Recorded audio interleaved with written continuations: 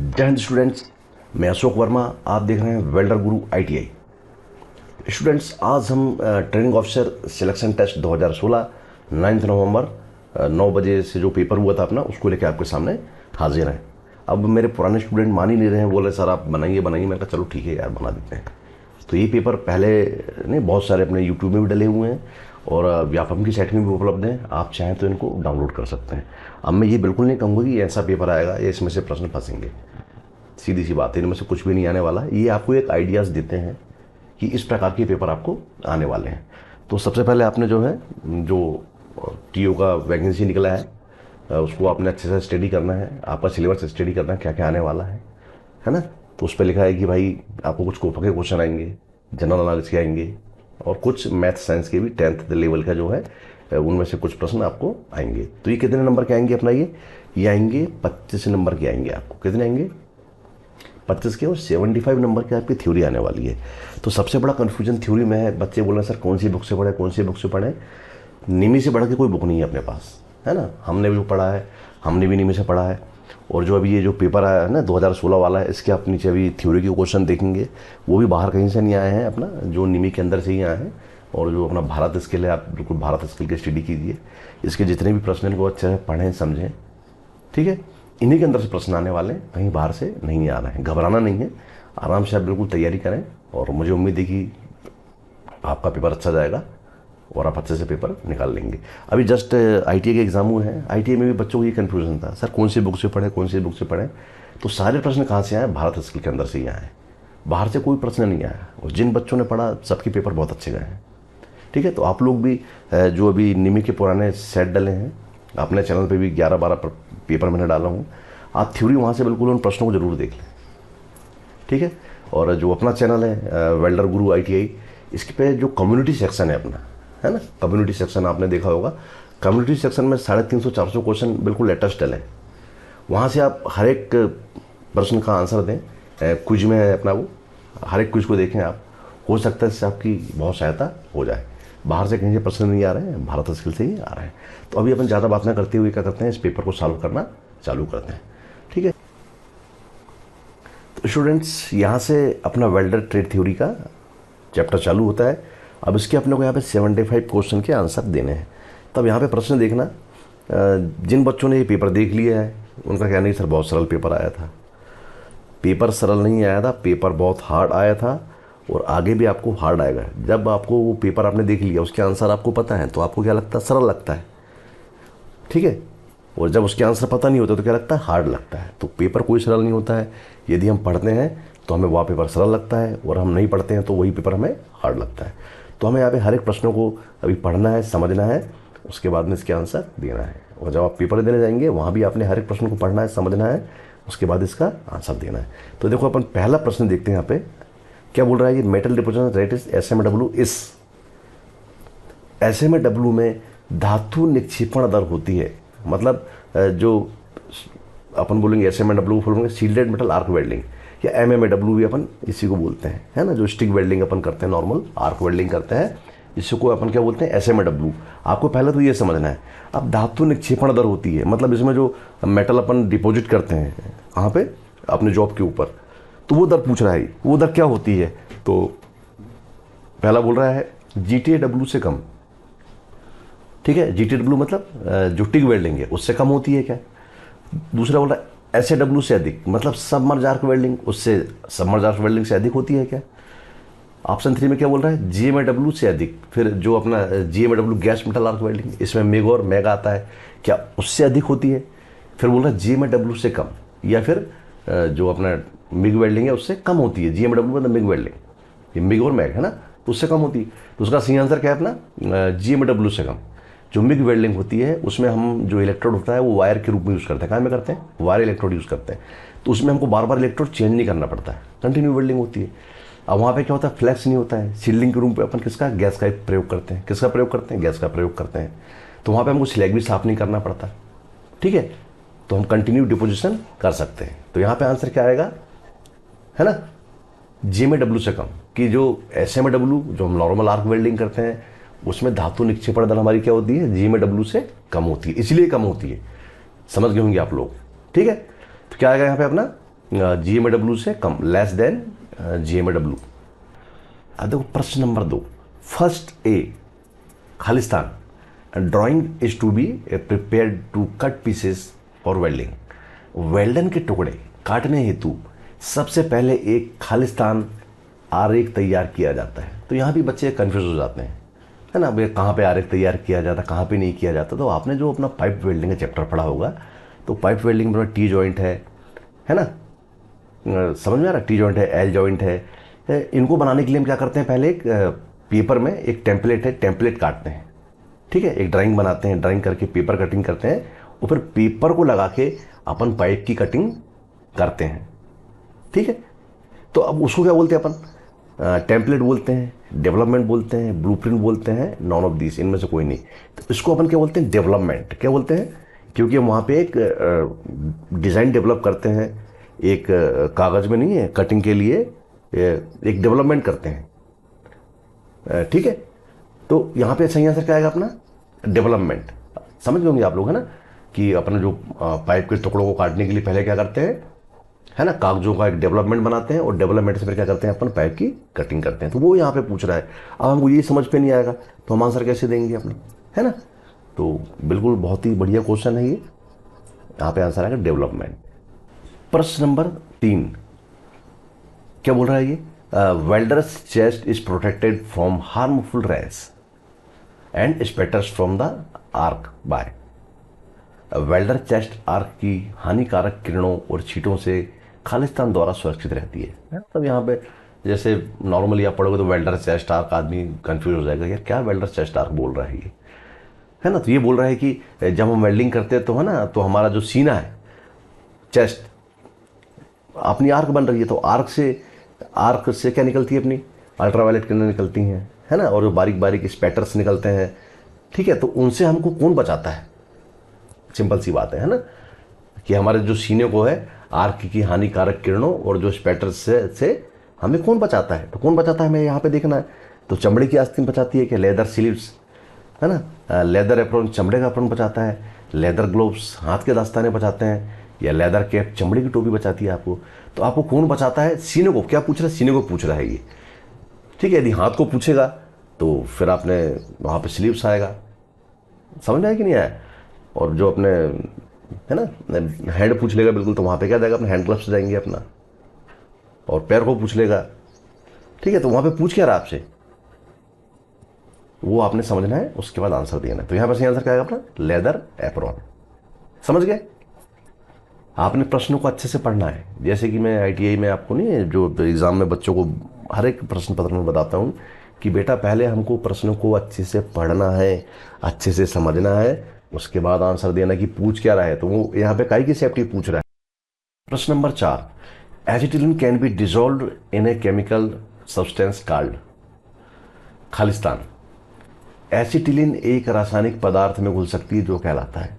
तो बार बार आपने ITI में पढ़ा होगा ये वाला क्वेश्चन, है ना, कि एसिटिलीन गैस जो होती है उसको हम काय में रखते हैं अपना, है ना। तो आपने पढ़ा होगा DA सिलेंडर, उसका नाम ही DA सिलेंडर है। DA मतलब डिजोल्व एसिटिलीन। जो एसिटिलीन गैस है हमारी क्या होती है, घुलनशील अवस्था में वहाँ पे सेव रहती है, सुरक्षित रहती है।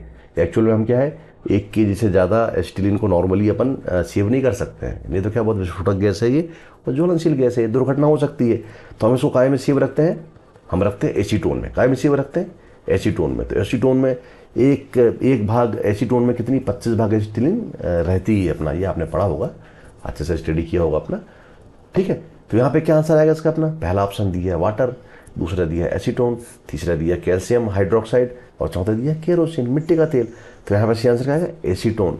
DA सिलेंडर के अंदर जो है हमारी एसिटिलीन गैस है, काय में रहती है अपना, एसीटोन में संग्रहित रहती है। प्रश्न नंबर 5, the best process for repair of the worn out shaft is. घिसे हुए शाफ्ट के सुधार के लिए सबसे उपयुक्त विधि क्या है। अब होता क्या है कि नहीं, बहुत सारी शाफ्ट होती हैं, जब वो उनमें फ्रिक्शन होता है, घर्षण होता है, तो है ना, जैसे लेथ मशीन है, बहुत बड़ी बड़ी मशीनें हैं, तो सॉफ्ट क्या होती है, घिस जाती है, उनका साइज क्या कम हो जाता है। अब आप यदि नई सॉफ्ट लेने जाओगे तो महंगी पड़ेगी आपको। तो हम क्या करते हैं, उसी सॉफ्ट को दोबारा यूज़ करने के लिए क्या करते हैं, कौन सी विधि का प्रयोग करते हैं। तो वहाँ पे क्या करते हैं, हार्ड फेसिंग करते हैं, कठोर लेपन करते हैं, ठीक है, तो वहाँ पे हम क्या करते हैं, किनारों पे जहाँ पे घिस गई है आर्क वेल्डिंग से अपनी क्या बीड बनाते हैं। वो बीड बनाने के बाद जो है उसको उसको साइज में ले आते हैं और दोबारा यूज़ कर लेते हैं। तो वो चीज़ यहाँ पे पूछ रहा है कि घिसे हुए शाफ्ट को सुधार के लिए सबसे उपयुक्त विधि कौन सी है। तो पहला बोल रहा है ब्रेजन, दूसरा है सोल्डरिंग, तीसरा है वेल्डिंग और चौथा है हार्ड फेसिंग, कठोर लेपन। तो इसका सही आंसर क्या आएगा अपना, हार्ड फेसिंग आएगा। हम उसके फेस को हार्ड कर लेते हैं, कठोर लेपन कर देते हैं और दोबारा क्या करते हैं, उसको रीयूज करने के लिए काम का बना लेते हैं। प्रश्न नंबर 6, H बराबर I square RT is the formula used in resistance welding to calculate. प्रतिरोध वेल्डिंग में H बराबर I स्क्वायर RT सूत्र का उपयोग खालिस्तान की गणना में होता है। तो सबसे पहले आपने फार्मूले को समझना है। H का मतलब होता है हीट। क्या होता है अपना, हीट। तो हमको हीट प्राप्त करने के लिए हमें क्या करना पड़ता है, यहाँ पे करंट को दोगुना करते हैं। हम क्या करते हैं, I स्क्वायर, I मतलब धारा होता है ना, करंट होता है अपना, करंट को हम दोगुना करते हैं। R मतलब रेजिस्टेंस, फिर उसको धारा को बहने से रोकते हैं। ठीक है, अब ये काम जो है हम कितने समय में करते हैं, ये फार्मूला आप समझ गए। ठीक है, तो इसको इसने पूछा कि खालिस्तान की गणना में होता है। तो पहला बोल रहा है अमाउंट ऑफ टेम्परेचर, तापमान की मात्रा में होता है। दूसरा अमाउंट ऑफ हीट, ऊष्मा की मात्रा में होता है। तीसरा अमाउंट ऑफ रेजिस्टेंस, प्रतिरोध की मात्रा में होता है। और चौथा क्या बोल रहा है, अमाउंट ऑफ करंट, विद्युत धारा की मात्रा में होता है। तो यहाँ पे इसका सही आंसर क्या आएगा अपना, ऊष्मा की मात्रा में। जैसे फॉर्मूले में लिखा है हीट, अमाउंट ऑफ हीट, ठीक है, H लिखा ना, H बराबर। तो अभी आप इसका आंसर समझ गए होंगे कि इसका आंसर अमाउंट ऑफ हीट क्यों है। प्रश्न number 7, high deposition rate speed can be expected in. उच्च निक्षेपण दर एवं गति खालिस्तान में अपेक्षित की जा सकती है। अब देखो ने फिर उसी प्रकार का प्रश्न पूछ लिया। ये प्रश्न भी पहले के बार पूछा था, अब पूछ रहा है उच्च निक्षेपण दर। हमको ज़्यादा हम डिपोजिशन किस में करते हैं, GMW में करते हैं, SMW में करते हैं, SAW में करते हैं और GTW में करते हैं। पहले इनकी फुल फॉर्म हमको पता होना चाहिए। GMW मतलब गैस मेटल आर्क वेल्डिंग। अब इसमें कौन कौन सा आता है GMW में, मिग और मैग। SMW में है ना, ये स्टिक वेल्डिंग हो गई अपनी, SMW shielded metal arc welding. SAW submerge arc welding है ना, मोटे मोटे पाइपों को वेल्डिंग करने के लिए अपन सबमर्ज आर्क वेल्डिंग का प्रयोग करते हैं। GTW gas tungsten arc welding, इसमें कौन कौन सी आ गई अपना, टिग और प्लाज्मा। तो इसमें ज़्यादा डिपोजिशन रेट किस में होता है, तो सीधी सी बात है अपना किस में होता है, यहाँ पे SAW में होता है, सबमर्ज आर्क वेल्डिंग में। अब सबमर्ज आर्क वेल्डिंग में क्या होता है कि इसके अंदर मोटे मोटे इलेक्ट्रोड होते हैं, मोटे मोटे पाइप होते हैं, है ना। तो इसमें हम क्या करते हैं, ज़्यादा मात्रा में क्या करते हैं, डिपोजिशन करते हैं, ज़्यादा मात्रा में लोहे को डिपोजिट करते हैं, काहे में, अपने जॉब के ऊपर।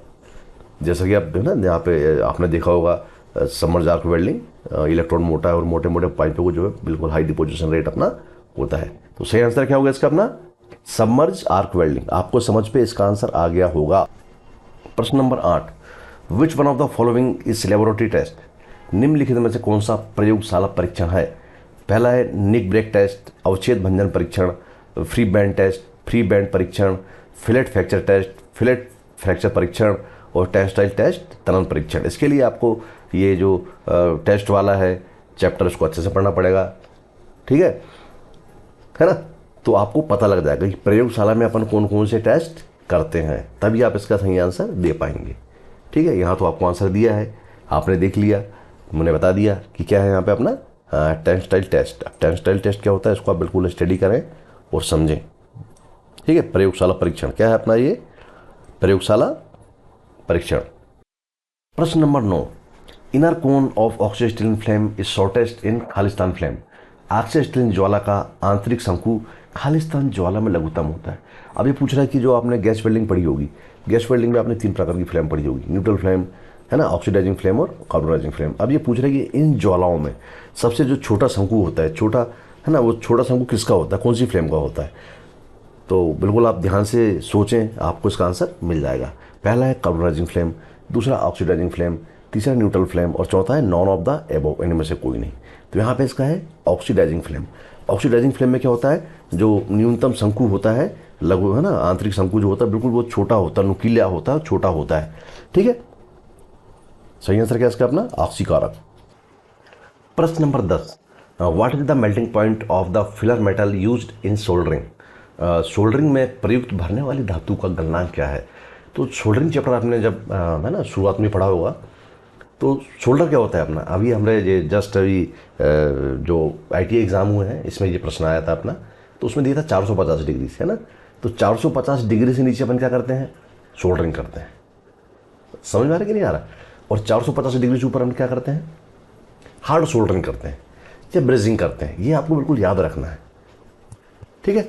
तो अब ये नहीं कि हर जगह 450 देगा। अब देखो यहाँ पे देखो, टीओ के एग्जाम में क्या दे दिया उन्होंने, 450 नहीं दिया, क्या दे दिया, 427 डिग्री दे दिया। कितना दे दिया है ना? तो अब क्या बोल रहा है, शोल्डर में प्रयुक्त भरने वाली धातु का गलनांक क्या होता है। आपने प्रश्न पढ़ लिया, समझ लिया है ना, कंफ्यूज नहीं होना। वहाँ 450 तो अपने बुक में पढ़े हैं, लेकिन यहाँ नहीं दिया, यहाँ 470 दिया, ठीक।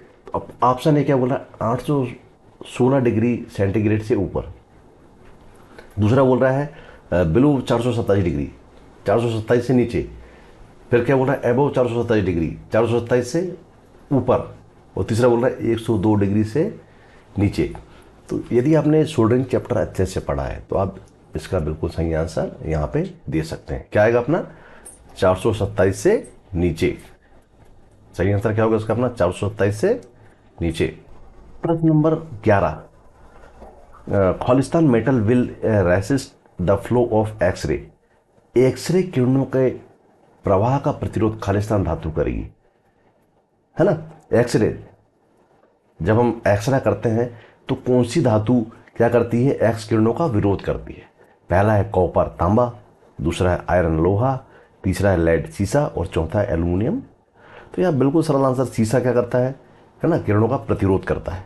सही आंसर क्या आ गया यहाँ पे इसका अपना, लेड सीसा।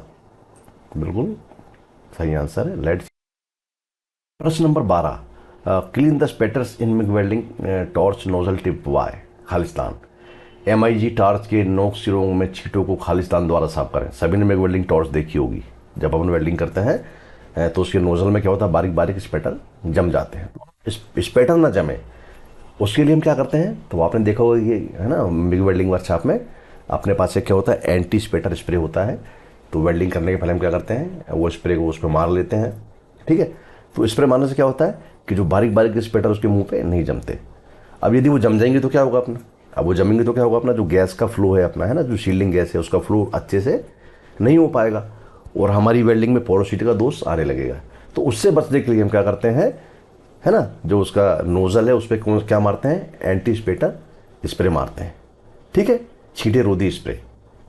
तो ऑप्शन 1 में क्या दिया, चिपिंग हैमर, दूसरे में दिया वायर ब्रश, तीसरे में एंटी स्पेटर स्प्रे और चौथे में दिया ग्राइंडिंग। तो यहाँ पर सही आंसर क्या आएगा इसका अपना, छींटे रोधी स्प्रे या फिर एंटी स्पेटर स्प्रे। प्रश्न number 13, the gas nozzle of the torch used in gas tungsten arc welding is made of. Gas tungsten arc welding में प्रयुक्त टॉर्च की गैस नोक खालिस्तान से निर्मित होती है। कितना बढ़िया और कितना सरल क्वेश्चन है ये। अब gas tungsten arc welding GTW में आ गया है ना। GTW में कौन सी वेल्डिंग होती है अपना, टिग वेल्डिंग होती है, ठीक है। अब टिग वेल्डिंग की टॉर्च जो है किससे निर्मित होती है, ठीक है। तो यहाँ पर हमने गैस टंगस्टन बोल दिया तो आदमी कंफ्यूज हो जाएगा। तो सीधी सी बात है, GTW में कौन कौन सी वेल्डिंग आती है अपनी, टिग और प्लाज्मा, है ना। तो यहाँ पे अब GTA में टिग वेल्डिंग हुई अपनी, ठीक। तो पहला ऑप्शन एल्यूमिनियम, दूसरा ब्रॉन्ज, तीसरा है ब्रॉस और तीसरा सेरेमिक। तो टिग वेल्डिंग में जो नोजल बना होता है किसका बना होता है, वो सेरेमिक धातु का बना होता है। किसका बना होता है, तो सही आंसर क्या आएगा इसका अपना, सेरेमिक आएगा। प्रश्न number 14, which one is suitable for resistance welding. प्रतिरोध वेल्डिंग के लिए कौन सा एक उपयुक्त है। तो पहला बोल रहा है मैनुअल मेटल आर्क वेल्डिंग, है ना, दूसरा बोल रहा है सबमर्ज आर्क वेल्डिंग, तीसरा है स्पॉट वेल्डिंग और चौथा है मिग मैग MIG और MAG वेल्डिंग। तो पहले प्रश्न समझना है, प्रतिरोध वेल्डिंग। प्रतिरोध वेल्डिंग, रेजिस्टेंस वेल्डिंग नाम आते ही आपके माइंड पे आ जाना चाहिए कि कितने प्रकार की होती है ना। Spot welding, projection welding, seam welding, percussion welding, ठीक है। अब ये आपको आ गया आपके माइंड पे, तो यहाँ पे देख लो आपके यहाँ कौन सा वाला आ रहा है। तो देखो स्पॉट वेल्डिंग अपना, है ना। तो स्पॉट वेल्डिंग क्या है, रेजिस्टेंस वेल्डिंग यहाँ पे, वो बाकी नहीं है। तो सही आंसर क्या आएगा इसका अपना, स्पॉट वेल्डिंग। जब तक आप हर एक वेल्डिंग विधि को अच्छे से नहीं समझेंगे आप सही आंसर नहीं दे सकते। प्रश्न number 15, for welding of SS in GMAW select the mixed gas. GMAW में SS वेल्डिंग के लिए मिश्रित गैस का चयन कीजिए। हम क्या करते हैं, कुछ धातुएं हैं, उन धातुओं में अच्छी वेल्ड क्वालिटी पाने के लिए मिश्रित गैसों का प्रयोग करते हैं। तो यहाँ पे ये पूछ रहा है कि GMAW मतलब मिग वेल्डिंग में यदि हम स्टेनलेस स्टील की वेल्डिंग कर रहे हैं तो हमें कौन सी मिश्रित गैसों का चयन करना चाहिए।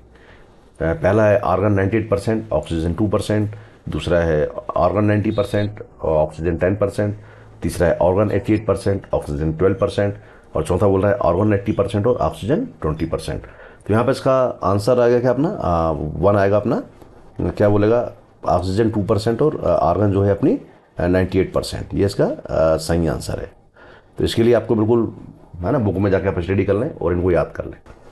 प्रश्न नंबर 16, small metal particles which are thrown out of the arc along with the weld are called. छोटे धातु कण जिन्हें वेल्ड के साथ आर्क से बाहर निकाल दिया जाता है कहलाते हैं।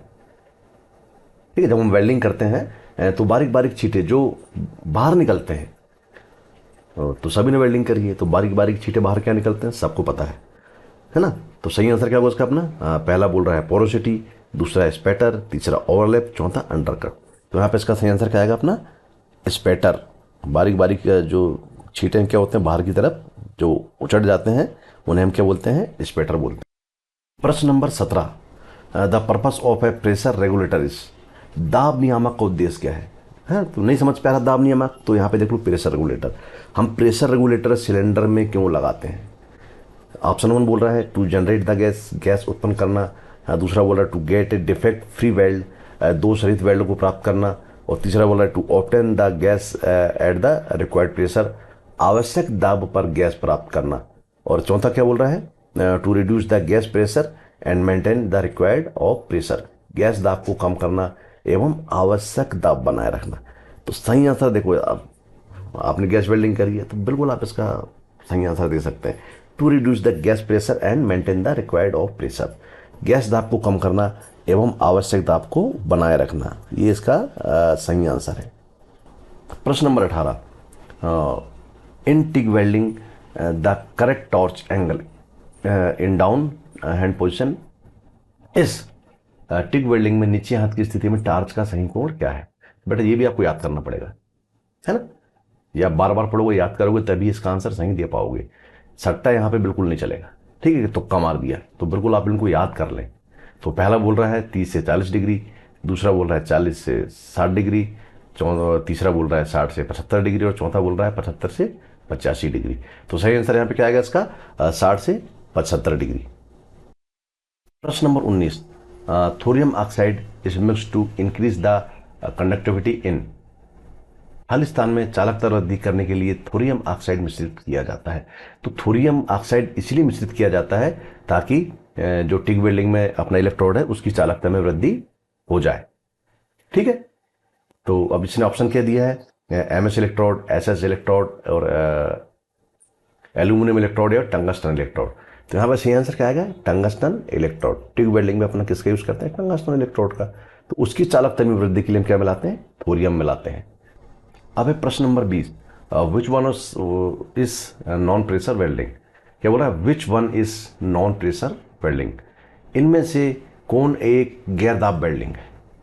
पहला स्पॉट वेल्डिंग, बिंदु वेल्डन, दूसरा सीम वेल्डिंग, सीवन वेल्डिंग, और तीसरा फोर्ज वेल्डिंग, कुट्टित वेल्डन, और चौथा आर्क वेल्डिंग, आर्क वेल्डन। तो हमको यहाँ पे चारों ऑप्शन के बारे में पता होनी चाहिए। स्पॉट वेल्डिंग में हम क्या करते हैं, पहले है ना करंट देते हैं, ठीक है, नेगेट बनाते हैं, और जैसे ही नेगेट हमारा बन जाता है मतलब हमारा जो मेटल है मुलायम हो जाता है, प्रेशर से दबा देते हैं। सीम वेल्डिंग में भी सेम प्रोसेस है, रेजिस्टेंस वेल्डिंग में, है ना, पहले हम लोहे को मुलायम करते हैं फिर प्रेशर से दबा देते हैं। फोर्ज वेल्डिंग में भी सेम है, अपना मुलायम करते हैं उसको प्रेशर से, है ना, आपस में जोड़ देते हैं प्रेशर देके। अब आर्क वेल्डिंग, अब आर्क वेल्डिंग आपने करी, आप आर्क वेल्डिंग में प्रेशर देते हैं क्या, नहीं देते। अपना अपन क्या करते हैं, मेटल को फ्यूज़ करते हैं और फ्यूज़ करके आपस में जोड़ देते हैं। तो सही आंसर क्या होगा यहाँ पे इसका, आर्क वेल्डिंग। प्रश्न नंबर 21, heavily oxidised weld bead is due to खालिस्तान। अत्यधिक ऑक्सीकृत वेल्ड बीड खालिस्तान के कारण होती है ना। जो हमारी वेल्ड बीड है ऑक्सीकृत होना मतलब उस पर क्या होता है, ऑक्सीजन का घुस जाना, और ऑक्सीजन के घुसने से कौन सा दोष आता है अपना, पोरोसिटी आती है अपना, है ना। तो क्या बोल रहा है ये क्यों होता है? पहला बोल रहा है रॉन्ग पोलरिटी, गलत ध्रुवता, दूसरा है इनसफिशिएंट सील्डिंग गैस फ्लो, अपर्याप्त परीक्षण गैस प्रवाह, तीसरा बोल रहा है पुअर वर्क पीस कनेक्शन, खराब वर्क पीस संयोजन, और क्या बोल रहा है केबल कनेक्शन इज लूज, शिथिल केबल संयोजन।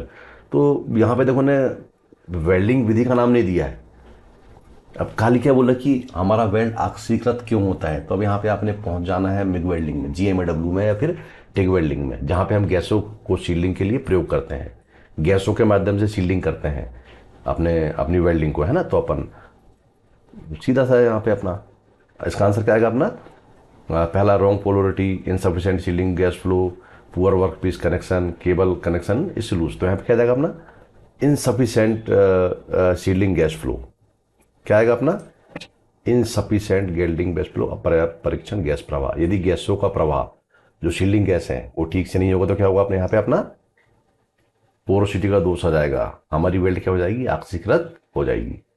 ठीक है बच्चों, अभी तो आप समझ गए होंगे। प्रश्न नंबर 22, no distortion allowance is recommended for which joint, किस जोड़ के लिए कोई विरूपण की छूट नहीं देने की सलाह दी जाती है।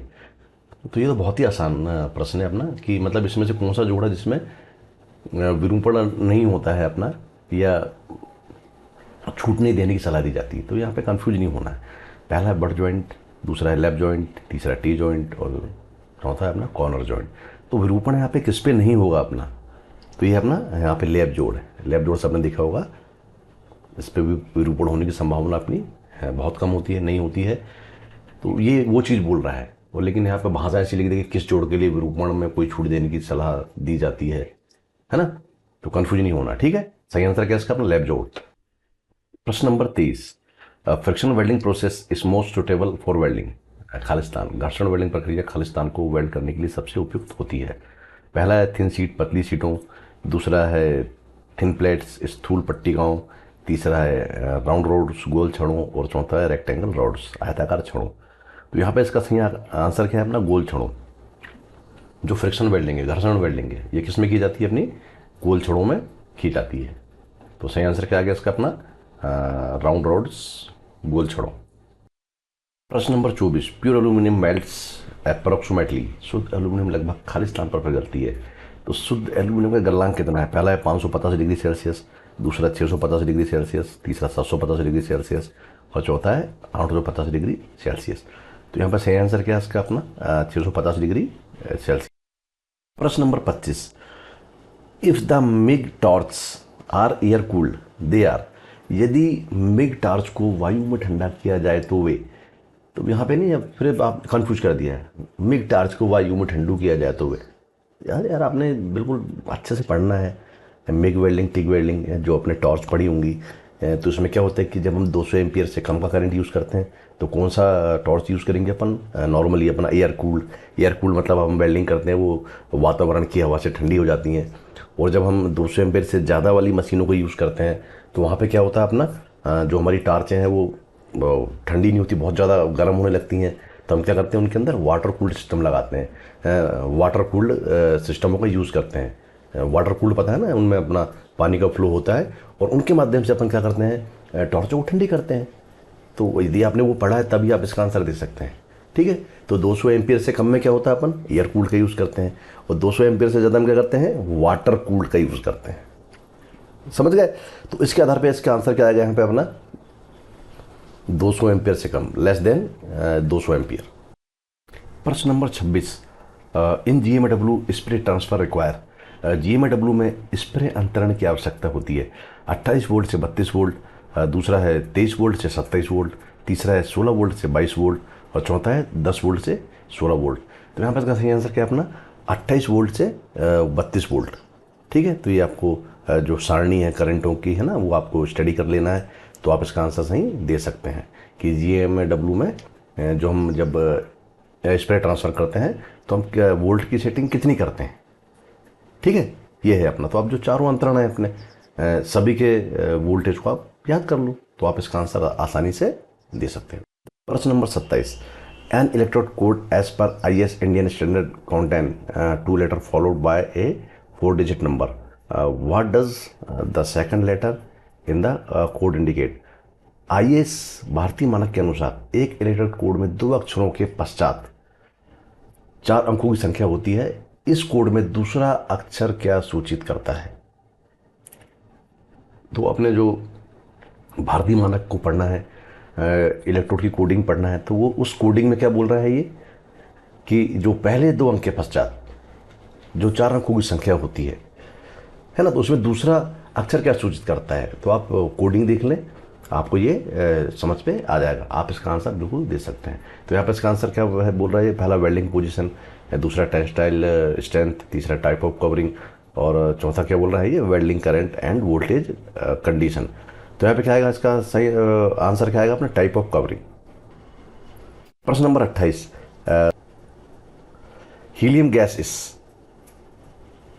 हीलियम गैस खालिस्तान है। तो पहला है हैवियर देन एयर, वायु से भारी, लाइटर देन एयर, वायु से हल्की, हैवियर देन ऑर्गन से भारी, और हैवियर देन ऑक्सीजन से भारी अपना। ठीक है अपना। तो यहाँ पे इसका सही आंसर क्या आएगा अपना, वायु से हल्की। यह जो गैस है क्या है अपना, ये वायु से हल्की है अपना। प्रश्न नंबर 29, the MIG torch is connected to the, है ना, मिग टॉर्च खालिस्तान से संयोजित है। पहला वेल्डिंग मशीन, दूसरा मेन सप्लाई, तीसरा वायर फीडर, और चौथा है गैस सिलेंडर। तो यहाँ पे क्या आएगा अपना, वायर फीडर। जो टॉर्च है अपना, टॉर्च में जो तार कहाँ से आती है, वो वायर फीडर से आती है। वायर फीडर में कहाँ से आती है, वायर स्पूल से आती है। तो ये अपने को इसका क्रम पूरा पता होना चाहिए कि सबसे पहले कहाँ पे वायर स्पूल, उसके बाद वायर फीडर, उसके बाद वहाँ कहाँ पे जाता है, टॉर्च पे जाता है वो। तो चलिए उल्टा करके पूछ लिया अपना, ठीक है, कि टॉर्च संयोजित है, तो टॉर्च में तार कहाँ से, कौन दे रहा है उसको, अपना वायर फीडर दे रहा है। वहाँ से क्या कर रहा है, तो यानी पुल एंड पुश का, कि तार को खींचना और आगे की तरफ धकेलना। ठीक है, तो सी आंसर क्या आएगा इसका अपना यहाँ पे, वायर फीडर। प्रश्न number 30, the type of flame used for oxy steel welding of mild steel. मृदु इस्पात के ऑक्सी स्टील वेल्डिंग के लिए प्रयुक्त ज्वाला का प्रकार है। अब बोल रहा है माइल्ड स्टील में हम कौन सी ज्वाला का प्रयोग करते हैं। तो बहुत ही सरल क्वेश्चन है। पहला है न्यूट्रल उदासीन, दूसरा ऑक्सीडाइजिंग, तीसरा कार्बोराइजिंग, और चौथा है इनमें से कोई नहीं, नॉन ऑफ द एबव। तो यहाँ पर ये आंसर क्या है, न्यूट्रल फ्लेम। क्या आएगा इसका answer, neutral flame. Mild steel में हम क्या करते हैं, न्यूट्रल फ्लेम का यूज़। प्रश्न number 31, which one of the following is a temporary joint. निम्न में से कौन एक अस्थायी जोड़ है। ये बहुत सरल क्वेश्चन है और ये टीओ में दे रहा है, तो यार बहुत ही मज़ेदार पेपर आया था ये। पहला है वेल्डेड जोड़, दूसरा रिवेटेड जोड़, तीसरा है शोल्डर जोड़, और चौथा प्रेस फिट जॉइंट। तो यहाँ पे प्रेस फिट जॉइंट क्या है, ये अस्थायी जोड़ है। प्रश्न number 32, sun radiant energy density is lesser than. सूर्य विकिरण ऊर्जा घनत्व खालिस्तान की तुलना में कम है। CO2 लेजर, इलेक्ट्रॉन बीम, तीसरा प्लाज्मा आर्क, और चौथा है टिग आर्क। ठीक है, तो सूर्य विकिरण ऊर्जा घनत्व खालिस्तान की तुलना में कम है, तो यहाँ पे इसका आंसर क्या आएगा अपना, CO2 लेजर। प्रश्न नंबर 33, lack of fusion in a weld joint is mainly caused due to खालिस्तान। वेल्ड जोड़ में संलग्न की कमी प्रमुख रूप से खालिस्तान के कारण होती है। अब यहाँ पे कंफ्यूजन नहीं होना, संलग्न मतलब जो अपन आर्क वेल्डिंग या गैस वेल्डिंग करते हैं, तो जो मेटल को पिघलाते हैं, अब मेटल को अपन पिघला रहे हैं अपन, है ना, आर्क वेल्डिंग में मेटल कब पिघलेगा, जब उसको सही करंट मिलेगा। सही करंट मिलेगा तो पिघलेगा, वो फ्यूज़ होगा, और नहीं मिलेगा तो नहीं होगा अपना, है ना। तो अब यहाँ पे क्या बोल रहा है, ये क्या बोल रहा है, देखो संलग्न की कमी है ना, मतलब फ्यूजन की कमी हो रही। क्यों हो रही है, low current, high current, hydrogen, oxygen, समझ गया ना। तो यहाँ पे क्या आएगा अपना, निम्न विद्युत धारा, क्योंकि लो करंट होगा तो यहाँ पे संलग्न अपना नहीं होगा। प्रश्नों को पढ़ो, समझो और उसका आंसर दो। कम करंट में हमारा लोहा फ्यूज नहीं होगा, तो वेल्डिंग भी अपनी नहीं होगी। प्रश्न number 34, plasma cutting process is basically A Khalistan. Plasma कटाई प्रक्रिया मूल रूप से खालिस्तान है। तो प्लाज्मा कटिंग सभी ने देखी होगी अपना। तो प्लाज्मा कटिंग क्या होती है अपना, पहला chemical cutting process, mechanical cutting process, thermal cutting process, और नॉन थर्मल कटिंग प्रोसेस। तो इसका सही आंसर क्या आ गया यहाँ पे अपना, इसका है थर्मल कटिंग प्रोसेस। क्या होता है यहाँ पे, अपन ताप पैदा करते हैं, आर्क बनाते हैं, ताप पैदा करते हैं, फिर क्या करते हैं, एयर का प्रेशर देते हैं, तो क्या होता है, कटिंग होती है अपना।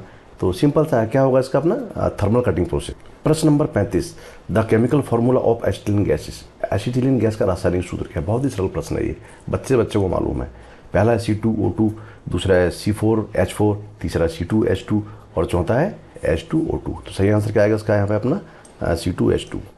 प्रश्न number 36, identified the weld symbol. Weld चिन्ह को पहचानिए। तो आप सारे वेल्डिंग सिंबल को देख लें, ठीक है। ये तो बहुत ही सरल वेल्ड सिंबल दिया है।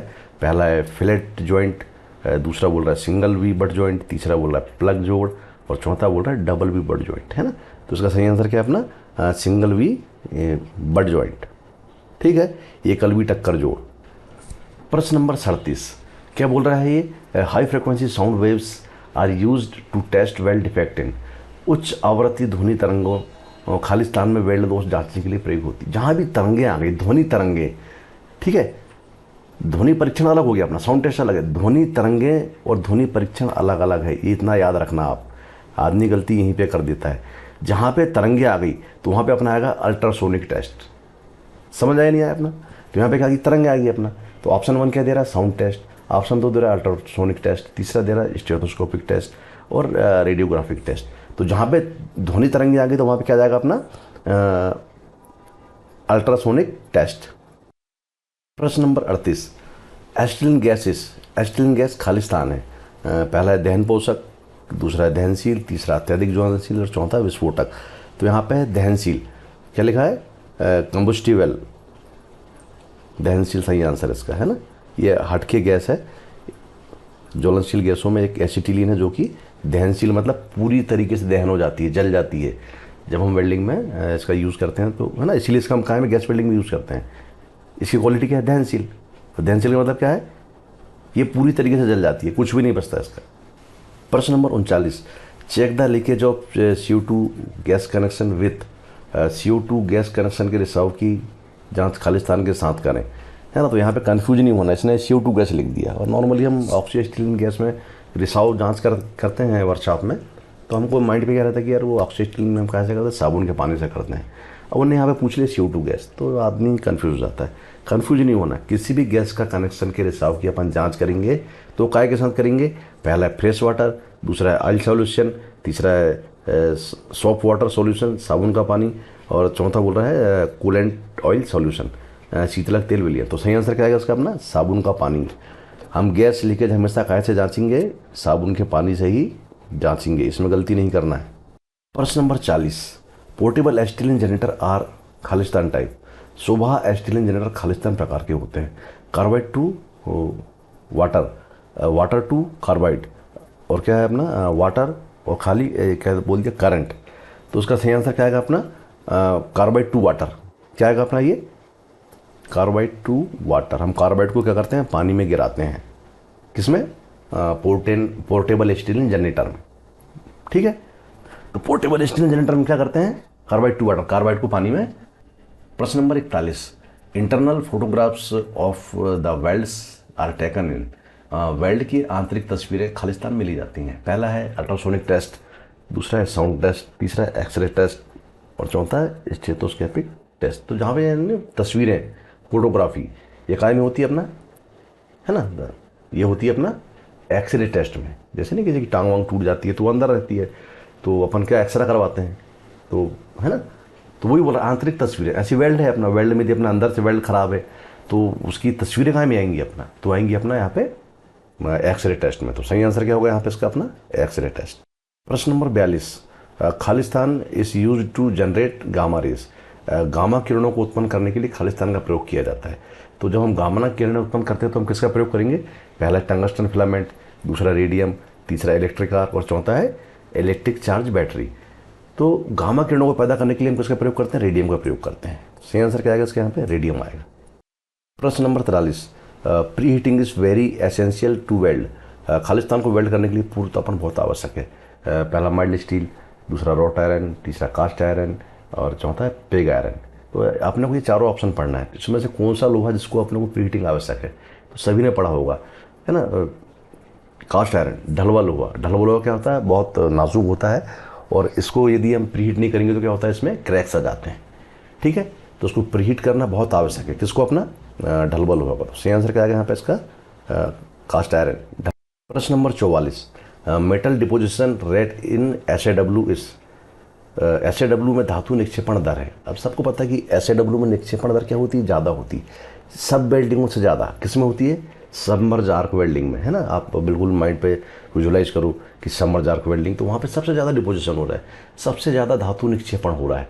तो यहाँ पर क्या लिखा इसने, मोर देन GMAW से अधिक, लेस देन GMAW से कम हो ही नहीं सकता। GTAW के सामान, GTAW ना अपना गैस टंगस्टन टिक वेल्डिंग हुई अपनी, ये भी नहीं हो सकता। SMAW ये भी कम ही है अपना। तो यहाँ पे आंसर क्या आएगा इसका, GMAW से अधिक। सही आंसर क्या आएगा अपना GMW से अधिक। प्रश्न नंबर 45। अब क्या बोल रहा है अपने को ये, heavily oxidised weld bead is due to, अत्यधिक ऑक्सीकृत वेल्ड बीड खालिस्तान के कारण होती है ना। इस प्रकार का एक प्रश्न को पहले भी आ चुका है। तो ऑक्सीकृत यानी पोरोसिटी, पोरोसिटी आप समझते हो ना, पोरोसिटी जो दोष आता है वो वेल्ड के ऑक्सीकृत होने के कारण से आता है। तो ऑक्सीकृत क्यों होगा, यहाँ पे 4 ऑप्शन पढ़ना है। पहला है wrong polarity, insufficient sealing gas flow, poor work piece connection, cable connection is loose. तो यहाँ पे आंसर क्या आएगा इसका, अपर्याप्त परीक्षण गैस प्रवाह। मतलब जब आपका क्या होगा, सीलिंग गैस की स्पीड कम हो जाएगी तो वहाँ पे क्या होगा, भारी गैसें घुस जाएंगी और वेल्ड बीड को ऑक्सीकृत। प्रश्न number 46। Spot welding is suitable for welding, Khalistan को वेल्ड करने के लिए बिंदु वेल्डन उपयुक्त है ना। जब हम क्या करते हैं, स्पॉट वेल्डिंग करते हैं, है ना, तो वहाँ पे हम कैसे करते हैं, तो बोला लैप एंड बट जॉइंट। हम लैप और बट जॉइंट को करते हैं क्या, लैप जॉइंट ओनली, क्या केवल लैप जोड़ को अपन स्पॉट वेल्डिंग करते हैं, या फिर क्या है बट जॉइंट ओनली, फिर केवल खाली बट जॉइंट को अपन करते हैं, या फिर कॉर्नर जॉइंट ओनली, या कॉर्नर जॉइंट को करते हैं। तो सभी ने यदि स्पॉट वेल्डिंग को समझा है या स्पॉट वेल्डिंग देखी है तो आप इसका आंसर दे सकते हैं।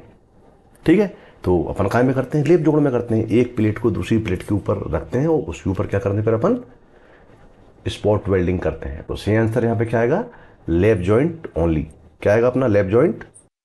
प्रश्न नंबर 47।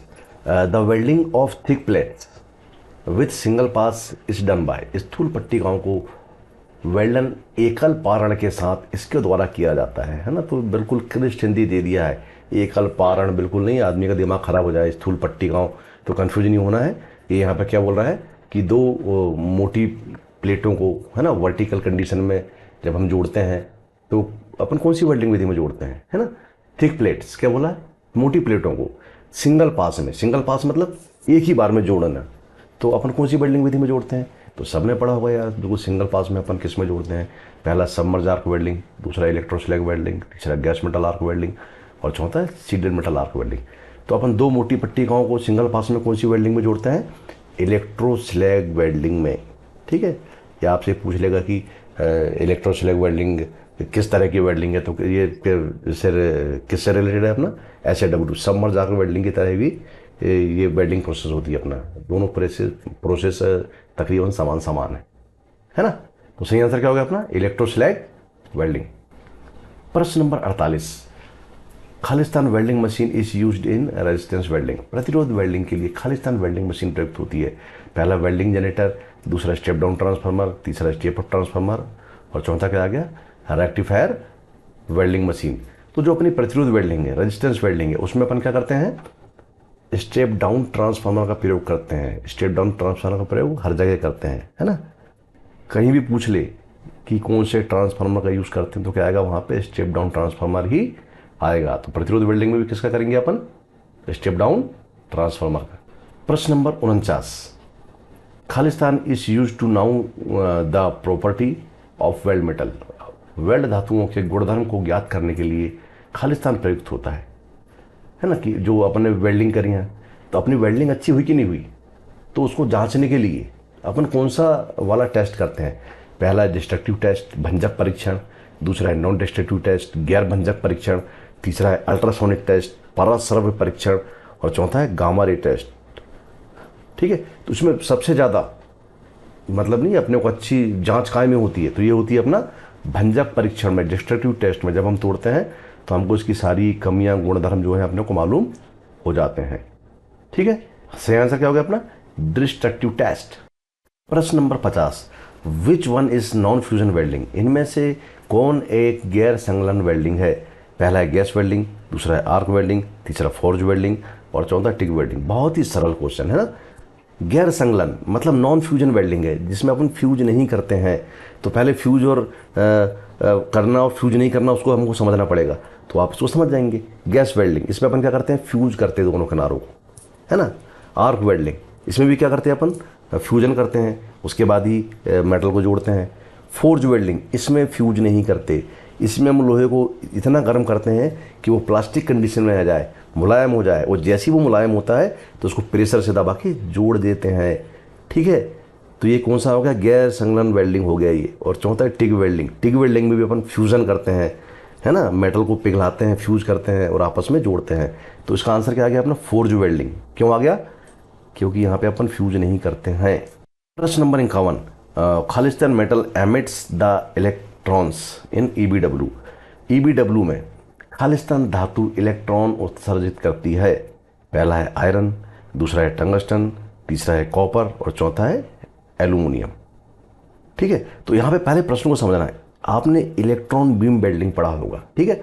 तो इलेक्ट्रॉन बीम वेल्डिंग में जो अपन इलेक्ट्रॉन जो है ना पैदा करते हैं, तो कहाँ से पैदा करते हैं, तो वहाँ पे क्या होता है, टंगस्टन का तंतु होता है। सबने पहले के टाइम के बल्ब देखे होंगे अपने, नहीं पीले पीले बल्ब होते थे अपना, उनके अंदर आपने देखा होगा एक फिलामेंट लगा होता था, वो काय का लगा होता था, टंगस्टन का। तो सेम प्रोसेस है ईबीडब्ल्यू में, हम है ना, जहाँ से प्रकाश लेते हैं, इलेक्ट्रॉन को पैदा करते हैं तो काय के तंतु से करते हैं, टंगस्टन के तंतु से करते हैं। तो यहाँ पे ऑप्शन 1 दिया है लोहा, ऑप्शन 2 टंगस्टन, ऑप्शन 3 कॉपर और ऑप्शन 4 एल्यूमिनियम। तो सही क्या है, टंगस्टन। टंगस्टन के तंतु से ही हम क्या करते हैं, इलेक्ट्रॉन को उत्सर्जित करते हैं। प्रश्न नंबर 52, what is the effect of long arc. लंबे आर्क का क्या प्रभाव होगा। पहला है type of joint is strong, जोड़ का प्रकार दृढ़ है। दूसरा it will give lack of fusion of base metal, यह अब धातु के संलग्न में कमी कर देगा। तीसरा है इट कंज्यूम्स मोर इलेक्ट्रोड, यह अधिक इलेक्ट्रोड की खपत करेगा। और चौथा क्या बोल रहा है, this joint will develop crack, जोड़ में दरार आएगी। तो लॉन्ग आर्क है ना, जो अपने आर्क लेंथ पढ़े, तो आर्क लेंथ में हर एक आर्क के बारे में आपने पढ़ा है कि यदि आप क्या करेंगे, लंबे आर्क लॉन्ग आर्क में रखेंगे तो क्या प्रभाव पड़ेगा उससे। तो क्या होगा, ये धातु के संलग्न में कमी कर देगा। क्या कर देगा, जब लॉन्ग आर्क मतलब दूर रहेगा तो वहाँ पे अपना फ्यूजन नहीं हो पाएगा अच्छे से, मेटल पिघलेगा नहीं। और जब मेटल पिघलेगी नहीं अपना, तो क्या होगा, धातु आपस में मिलेगी नहीं, अपना संलग्न नहीं हो पाएगा इनका अपना। ठीक है, बेस मेटल अपना अच्छे से फ्यूज होकर आपस में जुड़ नहीं पाएगा। तो इसका आंसर क्या आएगा अपना, यह अब धातु के संलग्न में कमी कर देगा। प्रश्न number 53, the last bit of N electrode which is discarded is called. Electrode का अंतिम हिस्सा जो हटा दिया जाता है कहलाता है। अब यहाँ भी आदमी का दिमाग खराब हो जाएगा कि यार इलेक्ट्रोड का अंतिम हिस्सा कहाँ से हटा दिया जाता है, क्यों हटा दिया जाता है ना। तो क्लिष्ट हिंदी है, आप इसको इंग्लिश में पढ़ें अपना, है ना, कि लास्ट बिट एन इलेक्ट्रोड विच डिस्कार्डेड, है ना। ये तो ये कन्फ्यूज नहीं होना है। जब हम वेल्डिंग करते हैं तो वेल्डिंग करने के बाद जो बचा हुआ हिस्सा होता है, इलेक्ट्रोड का बचा हुआ हिस्सा, तो उसे अपन क्या बोलते हैं, क्या बोलते हैं अपन, डेड एंड बोलते हैं, स्टब एंड बोलते हैं, रेड एंड बोलते हैं, या वेस्ट एंड बोलते हैं। क्या बोलते हैं उसको अपन, स्टब एंड। क्या बोलते हैं अपन उसको, स्टब एंड। प्रश्न नंबर 54, क्या बोल रहा है ये, Khalistan welding machine is used in resistance welding. प्रतिरोध वेल्डिंग के लिए खालिस्तान वेल्डिंग मशीन प्रयुक्त होती है ना। तो प्रतिरोध वेल्डिंग में अपन कौन सी वेल्डिंग मशीन यूज़ करते हैं, ये प्रश्न मेरे ख्याल से भी थोड़ी देर पहले आया था, फिर आ गया है ये। Welding generator, step down transformer, step up transformer, rectifier welding machine. तो सही आंसर क्या आएगा इसका अपने यहाँ पे, स्टेप डाउन ट्रांसफार्मर। प्रतिरोध वेल्डिंग में अपन कौन सी मशीन यूज़ करते हैं, स्टेप डाउन ट्रांसफार्मर का अपन यूज़ करते हैं। Number 55, brittleness property can be tested by. Khalistan, भंगुरता गुणधर्म को खालिस्तान के द्वारा जांचा जाता है ना। जो भंगुरता का गुणधर्म है अपन कौन से टेस्ट के हिसाब से जांचते हैं, तो पहला है निक ब्रेक टेस्ट, अवच्छेद भंजन परीक्षण, है ना। दूसरा है इम्पैक्ट टेस्ट, प्रभाव परीक्षण, और तीसरा है नॉन डिस्ट्रक्टिव टेस्ट, गैर भंजक परीक्षण, और चौथा है सेमी डिस्ट्रक्टिव टेस्ट, अर्धभंजक परीक्षण। तो इसको अपन काय के माध्यम से जांचते हैं, इम्पैक्ट टेस्ट। ठीक है, सही आंसर क्या है इसका अपना, प्रभाव परीक्षण। अपन इम्पैक्ट टेस्ट के माध्यम से भंगुरता के गुणधर्म को जांचते। प्रश्न number 56, the welding transformer is a Khalistan type. Welding transformer Khalistan प्रकार का है। Step up, self inducted, step down और नॉन ऑफ द अबव। जो अपना वेल्डिंग ट्रांसफार्मर होता है ये किस प्रकार का होता है। ठीक है, तो सही आंसर क्या आएगा इसका अपना, स्टेप डाउन। क्या आएगा अपना, ये अपना स्टेप डाउन प्रकार का होता है, याद रखना हमेशा, है ना। जो वेल्डिंग ट्रांसफार्मर है स्टेप डाउन ही होता है, स्टेप अप कभी नहीं होता है। स्टेप डाउन में क्या होता है ये, ठीक है, वोल्टेज को कम करता है और करंट को बढ़ाता है। तो हमेशा क्या होगा अपना, स्टेप डाउन ही होगा। सही आंसर क्या हो गया, स्टेप डाउन। प्रश्न नंबर 57, as the arc length increase the operating voltage will खालिस्तान। जैसे ही आर्क की लंबाई बढ़ेगी तो प्रचालन वोल्टेज क्या होगा, कि मतलब जब हम लॉन्ग आर्क में वेल्डिंग करेंगे, लॉन्ग आर्क होगी हमारी, तो वोल्टेज घटेगा कि बढ़ेगा। तो जब भी हम लॉन्ग आर्क में वेल्डिंग करते हैं तो हमारा वोल्टेज हमेशा क्या होता है, बढ़ता है, इंक्रीज होता है। तो ऑप्शन 1 क्या बोल रहा है, increase, option B decrease, option C remain the same, और ऑप्शन 4 क्या बोल रहा है, मे इंक्रीज और डिक्रीज। तो सही आंसर क्या है इसका अपना, इंक्रीज। लॉन्ग आर्क में हमेशा वोल्टेज बढ़ता है। प्रश्न नंबर 58, during welding of lap joint in horizontal position the angle of electrode with respect to work is खालिस्तान। क्षैतिज स्थिति में किनारों के जोड़ के वेल्डन के दौरान कार्य के सापेक्ष इलेक्ट्रोड का कोण खालिस्तान होता है। तो पहला है 60 डिग्री से 80 डिग्री, 30 डिग्री से 40 डिग्री, 40 डिग्री से 50 डिग्री और 50 डिग्री से 60 डिग्री। सही आंसर क्या आएगा अपना 60 डिग्री से 80 डिग्री। प्रश्न नंबर 59, the distance between the tip of the electrode and the parent metal where the strike is called खालिस्तान। इलेक्ट्रोड की नोक एवं मूल धातु जहां पर आर्क प्रहार करती के बीच की दूरी कहलाती है। बहुत ही आसान क्वेश्चन है ये, है ना। डिस्टेंस बिटवीन, आप जो इलेक्ट्रोड और जॉब के मध्य की दूरी को क्या बोलते हैं, है ना। जब हम वेल्डिंग करते हैं तो हमारा जो जॉब है उसका और इलेक्ट्रोड के बीच की दूरी को हम क्या बोलते हैं, आर्क लेंथ। क्या बोलते हैं अपन, आर्क लेंथ बोलते हैं ना अपन। Long arc length, short arc length, medium arc length, तो वही आर्क लेंथ पूछ रहा है ये। तो ऑप्शन ए बोल रहा है arc gap, arc length, arc distance और आर्क विड्थ। सही आंसर क्या आएगा यहाँ पे इसका अपना, आर्क लेंथ, आर्क की लंबाई। प्रश्न number 60, the standard length of a welding electrode is almost Khalistan mm। Welding electrode की मानक लंबाई लगभग खालिस्तान mm 250 से 300, 150 से 250, 350 से 450 और 450 से 550। तो जो इलेक्ट्रोड की मानक लंबाई कितनी है अपना 350 से 450। ये बिल्कुल सही आंसर है इसका, याद कर लो सभी लोग। ये आपको जहाँ भी आप कॉम्पिटिशन एग्जाम देने जाओगे तो ये प्रश्न अधिकतर आता है, ठीक है, कि मानक इलेक्ट्रोड की लंबाई कितनी होती है 350 से 450 आर्क वेल्डिंग में, है ना। प्रश्न number 61, metal deposition rate in GTAW इस। GTAW में धातु निक्षेपण दर होती है। GTAW क्या होगी अपनी, टिग वेल्डिंग होगी अपना, सीधी सी बात है ना। Gas tungsten arc welding TIG welding की बोलते हैं अपन। तो अब इसमें अपन बहुत ही आराम से वेल्डिंग करते हैं। निक्षेपण दर, यहाँ पे आप मेटल का निक्षेपण, है ना, उसकी दर कितनी है, कम है कि ज़्यादा है। तो GMW से अधिक है अपना, क्या नहीं हो सकती, है ना। वो तो GMW में बहुत ज़्यादा होती है निक्षेपण दर अपना। मिग वेल्डिंग में अपना, मिग वेल्डिंग बोल रहा है ये। SAW सबमर्ज आर्क वेल्डिंग सबसे अधिक होती है इसके अंदर निक्षेपण दर, ठीक है। तो होती है कैसे, इससे अधिक तो हो ही नहीं सकती अपना। फिर क्या आ गया, मोर देन SMA। अब जो अपनी आर्क वेल्डिंग है इससे अधिक भी नहीं हो सकती है निक्षेपण दर, है ना। यदि आपने वेल्डिंग करी है, वेल्डिंग को आप समझते हैं, तो बिल्कुल बहुत सरल प्रश्न है ये। अब लेस देन SMA से कम, हाँ ये सही है कि जो मार्क वेल्डिंग करते हैं उसको अपन SMA वेल्डिंग बोलते हैं, उससे कम होती है इसकी, किसकी अपना GTAW की। तो सही आंसर क्या है अपना, लेस देन SMA। क्या आएगा अपना, लेस देन SMA। प्रश्न number 62, the weld joint is fixed in chuck and rotated at particular speed with load hung at the other end in Khalistan. Khalistan में वेल्ड जोड़ों को चक में स्थिर किया जाता है एवं दूसरे सिरे पर भार को लटकाकर एक विशेष गति से घुमाया जाता है ना। तो ये क्या बोलते हैं, वेल्ड टेस्ट करने का एक तरीका है। तो अब ये किसमें किया जाता है पूछ रहा है ये। तो पहला है इम्पैक्ट टेस्ट, दूसरा है टेंसाइल टेस्ट, तीसरा फटीग टेस्ट और चौथा क्या है, निक ब्रेक टेस्ट। तो ये काम में किया जाता है ना फटीग टेस्ट। एक फटीग टेस्ट होता है, उसमें ये वाली प्रोसेस अपनी की जाती है। तो आप सारे टेस्टों को अच्छे से पढ़ लें, स्टडी कर लें। अब कौन से वाला आपको TO में आने वाला है ये आपकी किस्मत बताएगी, ठीक है। लेकिन आएंगे जरूर, इसी प्रकार के प्रश्न आपको आने वाले हैं और भारत स्किल से ही आने वाले हैं, ठीक। प्रश्न number 63, in semi automatic SAW which one is controlled by the operator. अर्ध स्वचालित मशीन SAW में इनमें से कौन ऑपरेटर द्वारा नियंत्रित किया जाता है ना।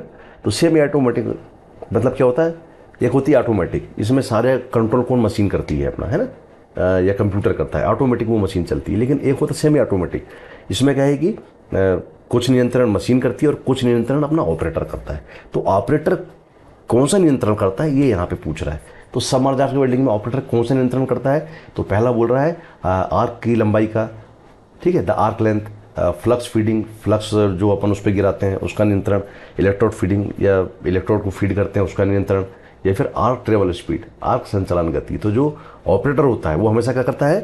आर्क ट्रेवल स्पीड का नियंत्रण करता है, ठीक है। या आपने सबमर्ज वेल्डिंग देखी होगी या करी होगी तो कोई बात ही नहीं है, वो नहीं तो आप बिल्कुल है ना याद कर लें कि आर्क ट्रेवल स्पीड जो है वो ऑपरेटर के द्वारा नियंत्रित की जाती है। तो सही आंसर क्या आएगा इसका अपना?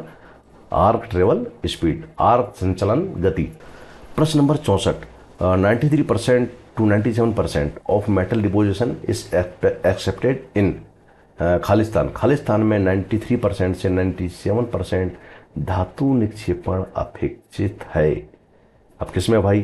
है ना, GMAW में है, GTAW में है, SMAW में है, MMAW में।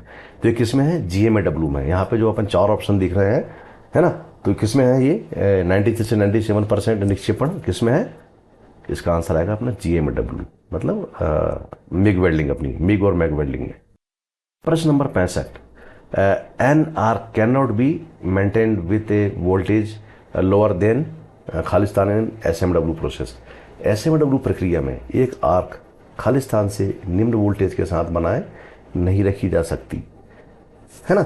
मतलब ऐसा कौन सा वोल्टेज है उससे कम में अपनी आर्क जलेगी ही नहीं, है ना।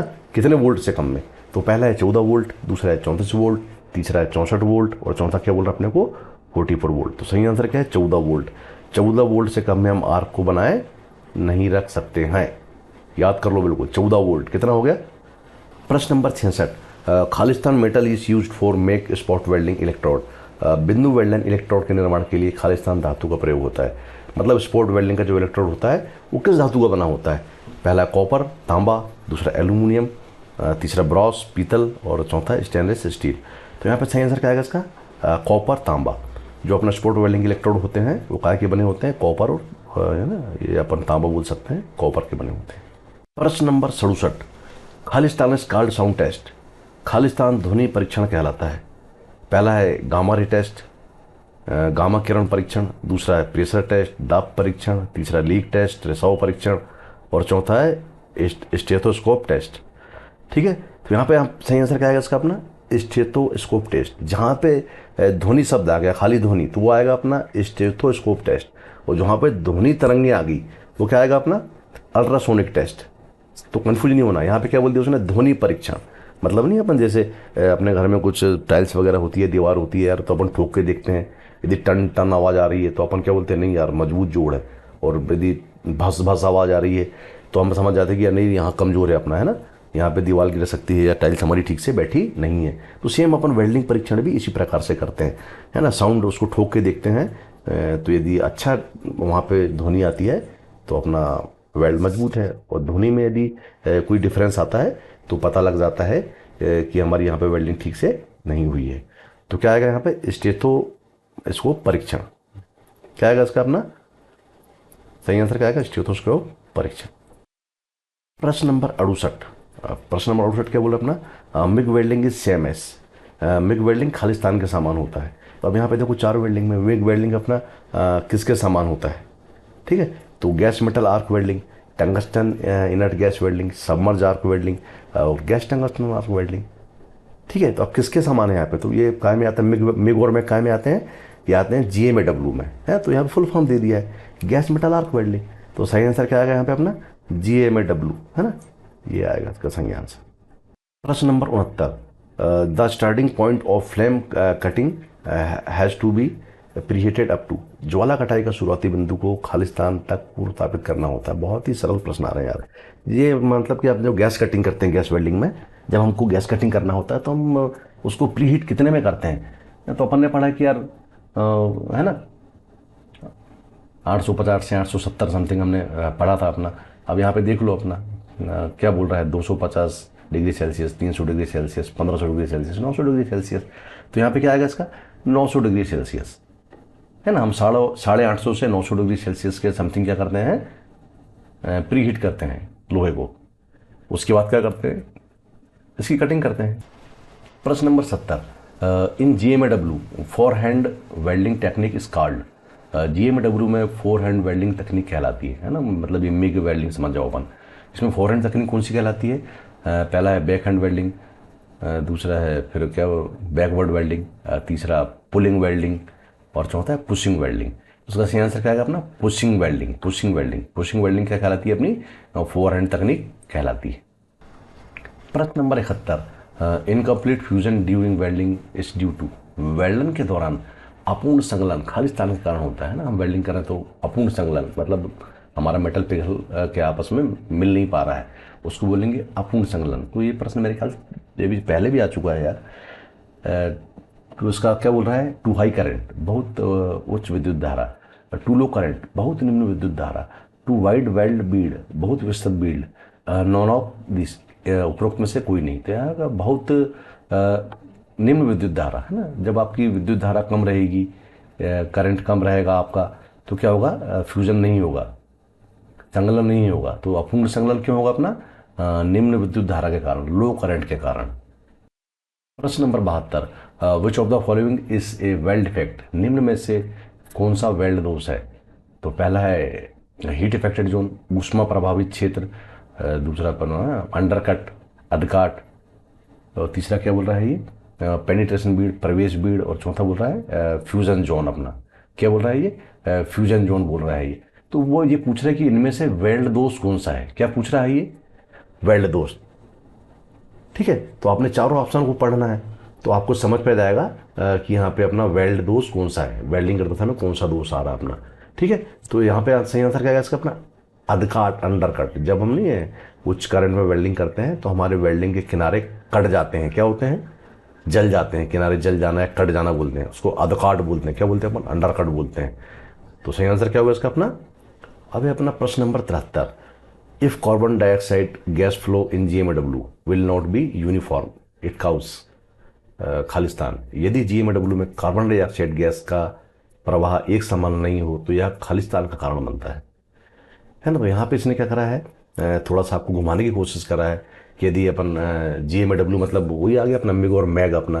तो मैग वेल्डिंग में अपन क्या करते हैं? CO2 गैस का यूज़ करते हैं। तो इसने ये यहाँ पे यह बोल रहा है कि यदि GMAW में है ना मैग वेल्डिंग में अपन गैस का फ्लो एक समान नहीं होगा तो कौन सा दोष बनेगा? ठीक है, समझ गया ना आप? यदि मान लो फ्लो उसका कम ज़्यादा हो रहा है तो ज़्यादा तो ठीक है अपना, लेकिन कम होगा तो वहाँ पे क्या होगा? बाहरी गैसें घुस जाएंगी और क्या है ना, वहाँ पे पोरोसिटी वाली प्रॉब्लम हो जाएगी अपना। तो क्या बोल रहे हैं यहाँ पे? ये क्रैक्स, पोरोसिटी, अंडरकट और स्लैग इंक्लूजन। ठीक है, तो गैस का फ्लो नहीं होगा तो अपना क्या होगा? यहाँ पे अपना पोरोसिटी की प्रॉब्लम आएगी। क्या आएगी अपना? पोरोसिटी। सही आंसर क्या आएगा इसका अपना? पोरोसिटी। ठीक है, सरंध्रता। Magnetic particle test is suitable for testing up to Khalistan. चुंबकीय कण परीक्षण खालिस्तान तक के परीक्षण के लिए उपयुक्त है। पहला है 6 mm डेप्थ, 6 mm गहराई, 20 mm डेप्थ, 20 mm गहराई, 30 mm डेप्थ, 30 mm गहराई, 50 mm डेप्थ, 50 mm गहराई। ठीक है, तो यहाँ पे इसका सही आंसर क्या आएगा अपना? 6 mm गहराई।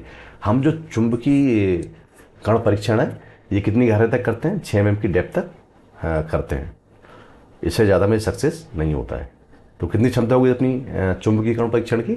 6 mm डेप्थ। प्रश्न नंबर 75, ये अपना आज का आखिरी क्वेश्चन है। अब ये क्या बोल रहा है? एज पर AWS classification colour code for pure tungsten electrode. AWS वर्गीकरण के अनुसार शुद्ध टंगस्टन इलेक्ट्रोड के लिए कलर कोड क्या है ना। तो आपने देखा होगा कलर कोडिंग टंगस्टन इलेक्ट्रोड की। तो पहला क्या है? ये ग्रीन, हरा, दूसरा है ऑरेंज, नारंगी, ठीक है, और तीसरा अपना क्या है? ब्लैक, काला, और चौथा अपना क्या है? येलो, पीला।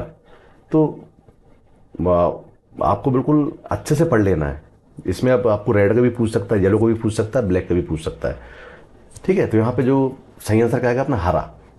जो शुद्ध टंगस्टन होता है उसका कलर कोडिंग क्या होता है? हरा होता है। ठीक है, तो उसका आंसर आ गया अपना ये हरा। ठीक है स्टूडेंट्स, तो यहाँ पे क्या होता है अपना ये TO का पेपर जो है यहाँ पे समाप्त होता है। ठीक है, तो यहाँ पे 75 क्वेश्चन आपके ट्रेड थ्योरी से आ रहे हैं और बिल्कुल मैंने पहले भी आपको बताया था और अभी फिर बता रहा हूँ कि आपने बिल्कुल कन्फ्यूजन नहीं होना है, ज़्यादा भटकना नहीं है, बहुत सारी किताबों के चक्कर में नहीं पढ़ना है। अभी बहुत सारे लोग मैंने देखा, कोई 2000 क्वेश्चन, कोई 10,000 क्वेश्चन, कोई है ना इस टाइप की बुकें चल रही है। और लोग क्या है बिल्कुल कंफ्यूज है कि किससे पढ़ें किससे पढ़ें। ये है ना 2000 10,000 कहीं से आपके क्वेश्चन नहीं आ रहे हैं। आपके जो प्रश्न आएंगे भारत स्किल से ही आएंगे। भारत स्किल में सिलेबस के हिसाब से हर एक प्रश्नों को कवर किया गया है और निमी ने ये क्वेश्चन अपने प्रोवाइड कराए हैं। तो आप बिल्कुल कहीं ना भटकें, भारत स्किल की स्टडी करें, हर एक प्रश्नों को समझें। जो हमारा सिलेबस है, जो हमारी बुक है, उसके अंदर से ही प्रश्न आएंगे। तो बिल्कुल ज़्यादा घबराओ मत, कहीं ज़्यादा भागो भागो मत अपना, ठीक है।